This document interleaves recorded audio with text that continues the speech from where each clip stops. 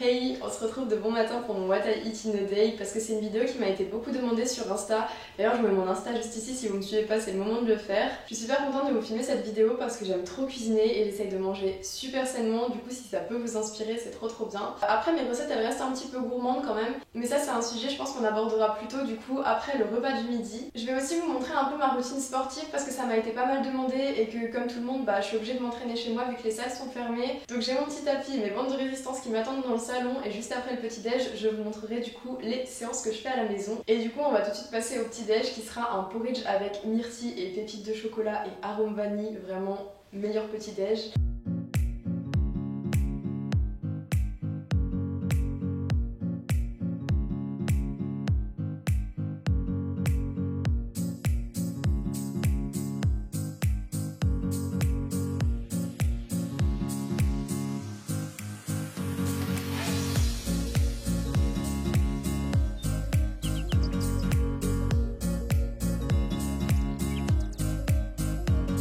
Je vais mettre le porridge à cuire, du coup là je l'ai mis sur 9 pour que l'eau et le lait bouillent plus vite parce que le matin j'ai trop faim, du coup faut que ça arrive vite. Je le laisse environ 2-3 minutes sur 9 et quand ça commence à bouillir un petit peu et à faire des bulles, je vais venir réduire parce que sinon votre porridge en fait il va accrocher au fond de la casserole et il va cramer. Du coup c'est absolument pas ce qu'on veut. Là je vais le surveiller et je vais environ le laisser je pense 5-6 minutes sur le feu, donc d'abord à 9 et après beaucoup plus bas, genre 4-5 en général ça suffit amplement. Du coup pendant que le porridge cuit, là il commence un petit peu à bouillir d'ailleurs donc c'est good, ça va être bientôt prêt. Je vais prendre mes compléments alimentaires, je vous en ai pas parlé encore, je sais pas si vous voulez que je vous en parle dans une vidéo spéciale, mais du coup je prends de l'acide hyaluronique, c'est bon pour l'hydratation interne de la peau, et je prends aussi de l'acérola du coup pour l'énergie, les vitamines, et ça j'ai vu une réelle différence, genre vraiment ça m'aide trop, et je prends de la vitamine D. Quand le porridge arrive à une consistance un petit peu crémeuse où il n'y a plus trop d'eau et tout, c'est que c'est cuit.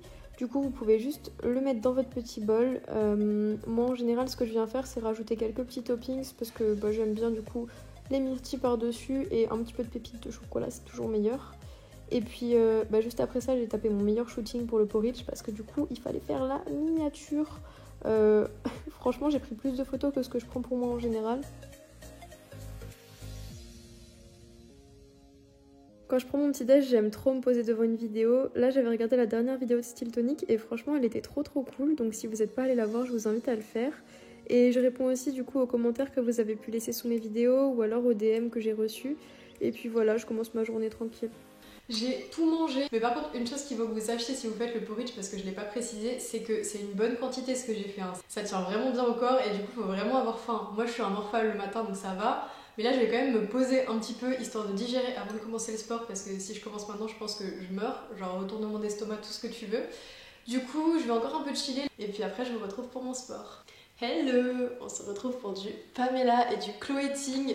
Je sais pas vous mais moi j'ai un peu de mal avec les entraînements à la maison, enfin ça dépend en fait si vous avez l'habitude de les faire, du coup ça sera naturel pour vous. Mais moi vu que je vais à la salle, en gros ça me fait assez bizarre parce que j'ai pas les mêmes sensations ni rien.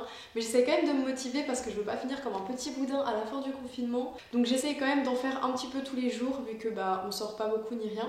Et je pense que ça peut être cool de vous montrer un petit peu ce que je fais du coup pour garder taille fine, abdos et aussi pour avoir quand même des petites fesses mignonnes on va dire.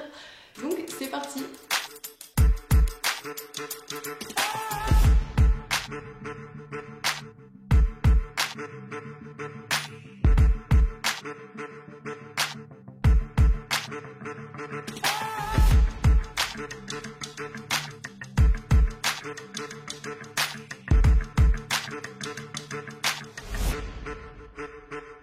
Bon, je viens de terminer les deux vidéos de Pamela et celle de Chloé-ting.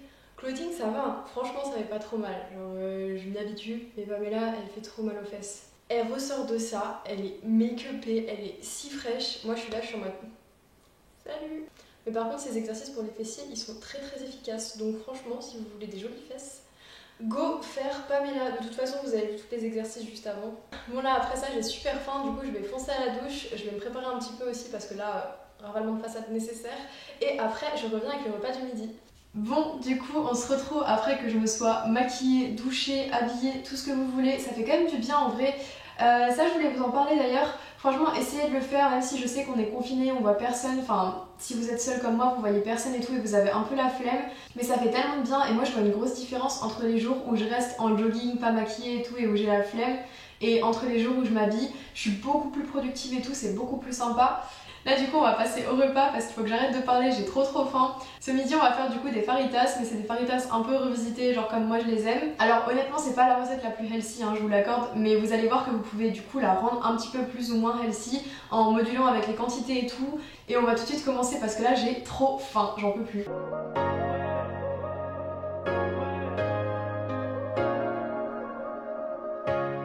Pour commencer, on vient couper finement du coup une échalote et à côté de ça, on vient aussi couper du coup un oignon. Moi, j'avais un petit peu d'oignon rouge et un petit peu d'oignon blanc, donc j'ai mélangé les deux, mais si vous avez que l'un ou que l'autre, ça fera largement l'affaire. Et quand on a fini, on vient couper une échalote, mais celle-ci, on va la mettre du coup dans un bol. À côté de ça, on fait fondre un morceau de beurre dans la poêle et on vient y déposer l'oignon et l'échalote qu'on a coupé. Pendant du coup que les oignons et les échalotes sont en train de cuire, on va venir couper le poulet en tout petits morceaux et une fois qu'ils seront cuits, on va venir du coup déposer le poulet dans la poêle. On va le faire cuire à feu vif.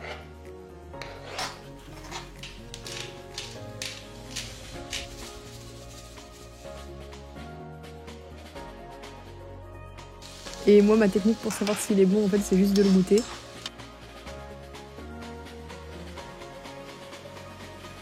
Une fois que c'est prêt, on va venir prendre une ou deux tomates, ça dépend de vos préférences, si vous voulez mettre plus ou moins de tomates ou alors plus ou moins d'avocats. Et du coup, on vient la couper en tout petits dés, ça c'est super important parce que sinon ce sera pas hyper bon et puis ça se mettra pas hyper bien dans les fajitas. Et après ça, on va venir prendre l'avocat, le couper en deux et moi en général, je prends juste une moitié, ça suffit largement. Et du coup, je viens le mettre dans le bol où il y avait les échalotes et l'écraser. Du coup, ça fait une sorte de guacamole mais pas assaisonné ni rien. Mais moi, ça me convient parfaitement. Bon, du coup, une fois que tout est prêt, on va pouvoir commencer à dresser. Mais l'idiote du village, je me suis rendu compte qu'en fait, en vous montrant tous les ingrédients, j'ai un peu oublié ça. Genre, c'est l'ingrédient essentiel en fait. Mais c'est pas grave, du coup, maintenant vous le savez, de toute façon, vous n'allez pas commencer la recette sans regarder la fin de la vidéo. Du coup, on vient mettre une petite tortilla. J'ai oublié de vous dire pour les quantités, mais du coup moi ça me fait 2 fajitas. Du coup là sur la tortilla j'ai rajouté poulet cheddar et je vais mettre ça au micro-ondes environ 15 à 30 secondes maximum parce qu'il faut pas que le fromage y cuise de trop.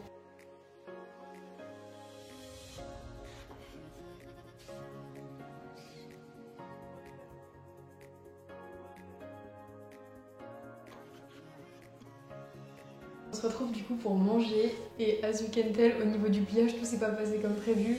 En fait je suis une grosse gourmande et du coup j'ai voulu en mettre trop dedans et il ferme plus. C'est pas grave, on va quand même goûter ça ensemble, mais franchement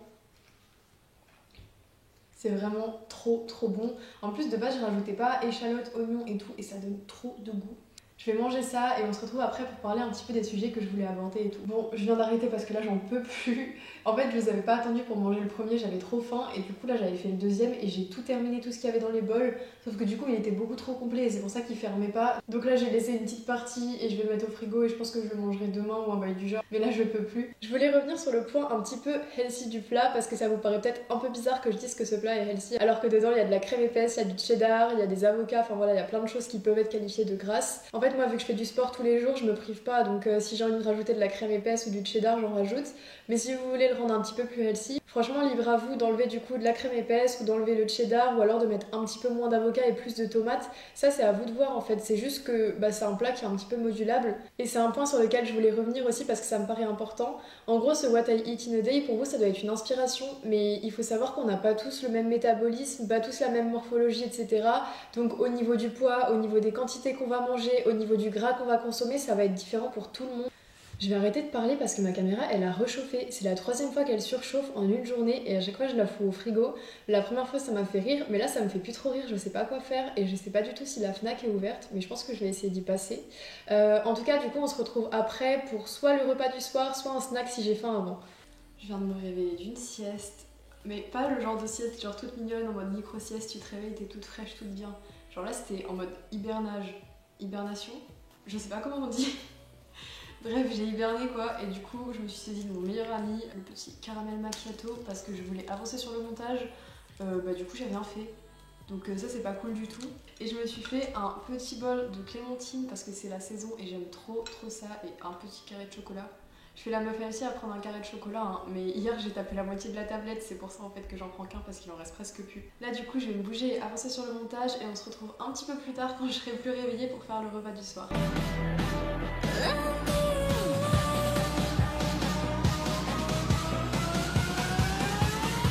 se retrouve in the kitchen pour le dernier repas de la journée. On va faire un petit truc super healthy cette fois-ci. Pavé de saumon à la poêle, courgettes et pâtes. Ça prendra beaucoup moins de temps que les faritas parce que je pense que les pâtes, je vais pas vous apprendre comment les cuire. Courgettes, je vous montre ça tout de suite et le pavé de saumon aussi et franchement c'est super simple. Du coup je suis juste venue éplucher les courgettes, les couper en dés et là on va vite les mettre dans la poêle comme ça on va vite pouvoir manger. Surtout que j'ai qu'une seule poêle en fait pour les courgettes et le saumon donc il faut que j'attende que les courgettes soient cuites pour pouvoir le faire.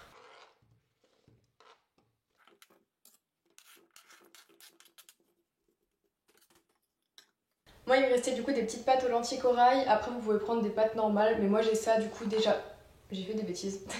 Mais j'ai ça du coup qui est déjà prêt donc je vais m'en servir. Et pour pas que ce soit trop sec parce que c'est un petit peu différent des pâtes normales, je vais juste prendre un petit peu de Saint-Moré et je vais mettre ça au micro-ondes.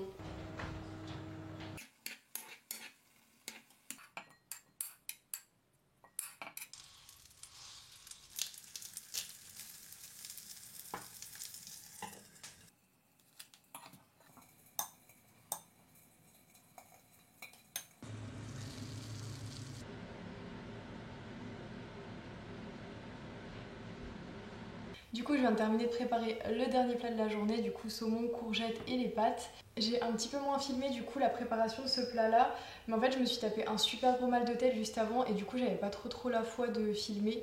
Donc j'ai fait ce que j'ai pu parce que je voulais quand même terminer la journée. Je suis en train de manger mes meilleures clémentines en regardant la Fashion Week pour les nuls parce que la Queen Lena a encore frappé et elle a sorti une vidéo de dingue. En fait je pense que ces vidéos, même si le sujet m'intéressait pas, je les regarderai juste parce que le montage il est juste exceptionnel. Vraiment c'est incroyable. Du coup je vais regarder ça. Je voulais juste vous dire bisous bye bye parce que du coup je vais me poser un petit peu devant la vidéo, manger mes clémentines et aller au lit parce que là la migraine elle m'a...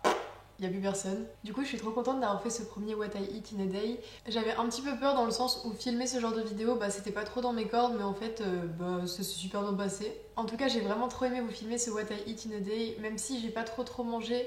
Après c'était vraiment un peu exceptionnel parce que du coup j'avais mal à la tête, la journée elle s'est passée un petit peu d'une manière bizarre. Mais je pense que je vous referai une vidéo de la sorte parce que vraiment j'ai trouvé ça chouette et j'ai plein d'autres recettes à vous partager donc ça peut être sympa pour vous aussi. En tout cas j'espère qu'elle vous a plu et qu'elle pourra vous inspirer et si jamais vous refaites les recettes, ça me ferait trop plaisir que vous me les envoyiez en fait en photo ou alors même que vous me taguiez dans vos stories si vous les mettez, ce serait trop chouette. C'est tout ce que j'avais à vous dire et du coup je vous laisse lâcher un petit pouce bleu si vous avez aimé ma vidéo, vous abonner comme d'habitude si vous voulez me revoir sur vos écrans et puis voilà, à plus!